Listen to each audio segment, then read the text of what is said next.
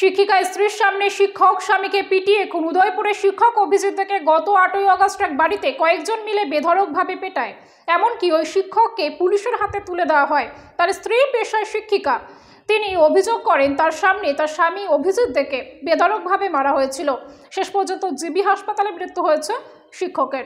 শিক্ষিকা স্ত্রীর সামনে শিক্ষক স্বামীকে পিটিয়ে খুন। উদয়পুরে শিক্ষক অভিজিৎ থেকে গত 8ই আগস্ট এক বাড়িতে কয়েকজন মিলে বেধড়কভাবে পেটায়। এমনকি শিক্ষককে পুলিশের হাতে তুলে দেওয়া হয় বলে অভিযোগ। তার স্ত্রীও পেশায় একজন শিক্ষক। তিনি অভিযোগ করেন তার সামনে অভিজিৎ দেখে বেধড়কভাবে মারধর করা হয়েছিল। শেষ পর্যন্ত জিবি হাসপাতালে মৃত্যু হয় শিক্ষক অভিজিৎদের। এবার উদয়পুরে শিক্ষক অভিজিৎ দেখে 8ই আগস্ট এক বাড়িতে পিটিয়ে খুন করা হয়। এমনকি ওই শিক্ষককে পুলিশের হাতে তুলে দেওয়া হয়। অভিজিৎদের স্ত্রী পেশায় একজন শিক্ষিকা। তিনিও অভিযোগ করেন তার সামনে তার স্বামী অভিজিৎ দেখে বেধড়কভাবে মারধর করা হয়েছিল। শেষ পর্যন্ত জিবি হাসপাতালে মৃত্যু হয়েছে শিক্ষক অভিজিৎদের। অভিজিৎ দে টিচার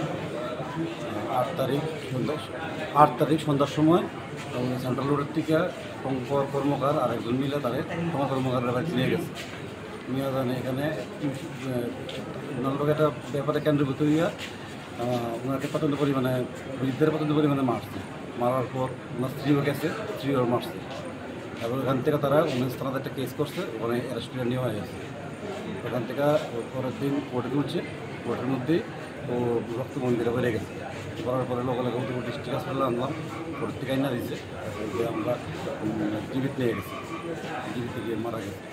আজকে মারা গেছে, আজকে 3টার দিকে মারা গেছে। ওটাই মনে আমি সুষ্ঠু বিচার চাই। আর যে পরিমাণে তার শরীরে আঘাত করা হয়েছে দেখলে সবাই বুঝতে পারবে। আপনার ভাইয়ের কী নাম? অভিজিৎ দে। যে মাসে যার বাড়িতে ডাকি নিয়ে মাসে এর কী নাম জানেন? শঙ্কর কর্মকার। শঙ্কর কর্মকার। এখন আপনারা কী যাচ্ছেন? সুষ্ঠু বিচার চাই। আমার বাইরে যে যেভাবে হত্যা করা হয়েছে এটার বিচার চাইছি।